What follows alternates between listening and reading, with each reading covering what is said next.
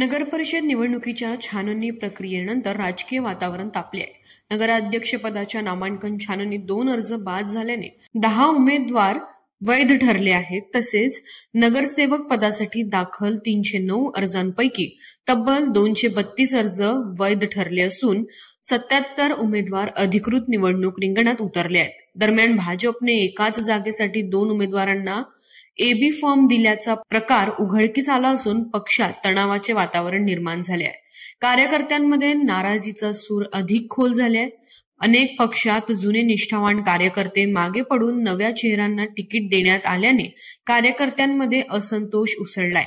या निवडणुकीत भाजप, शिवसेना शिंदे गट, उभाटा, MIM, काँग्रेस या प्रमुख पक्षासह 5 अपक्ष उमेदवार मैदानात असून बहुकोणी लढत रंगण्याची चिन्हे स्पष्ट दिसत आहेत. विशेष म्हणजे भाजप विरुद्ध MIM अशी चुरस जनतेत चर्चेचा प्रमुख विषय ठरली आहे. निवडणुकीच्या प्रक्रियेतील प्रत्येक टप्प्यानंतर राजकीय समीकरणामध्ये बदल होत असून शहरातील वातावरण अधिकच तापले आहे. आगामी काही दिवसात प्रचाराचा जोर वाढण्याची तर मतदारांचे लक्ष वेधण्यासाठी सर्व पक्षांकडून वेगवेगळ्या रणनीती आखल्या जाण्याची शक्यता आहे.